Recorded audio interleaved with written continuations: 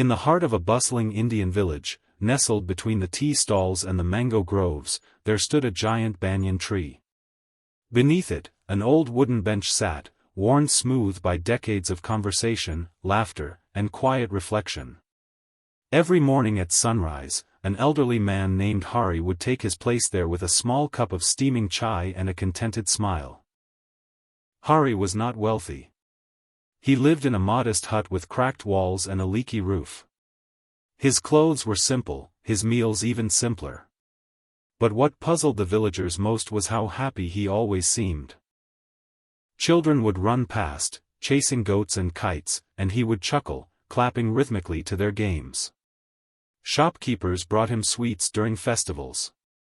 Strangers found themselves opening up to him within minutes. One curious young man named Ramesh, freshly returned from a high-paying tech job in the city, watched Hari for days. Ramesh had left the village to chase success and came back with a luxury watch, expensive sunglasses, and a look of tiredness etched into his face.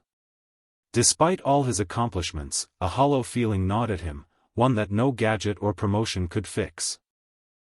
One morning, Ramesh finally approached the bench and sat beside Hari. "You always seem happy," he said. "But you have nothing. No money, no car, no job. How do you do it?" Hari smiled, his eyes crinkling. "Ah, the city has taught you to measure happiness by what you own," he said gently.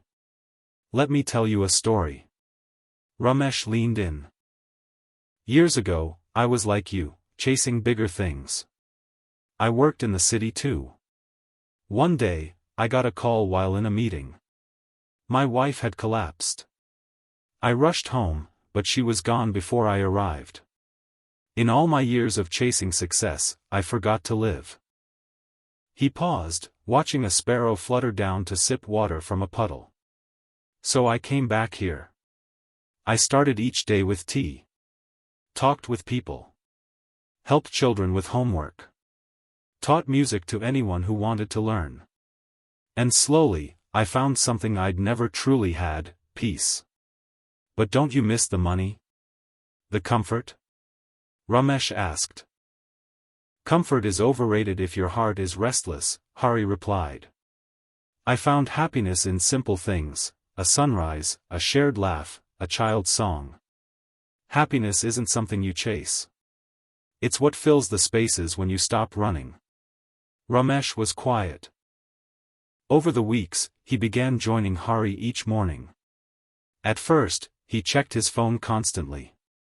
But slowly, he began to look up more, watching the colors in the sky, listening to the rustle of leaves. He laughed more. Slept better. The villagers noticed the change. One day, a child came up and asked Ramesh, "Uncle, why do you sit here with the old man every day?" Ramesh smiled. "Because this is where I learned what it means to be rich."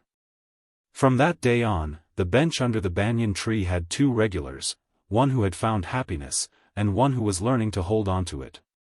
And in a world that never stopped moving, their stillness became its own kind of wisdom.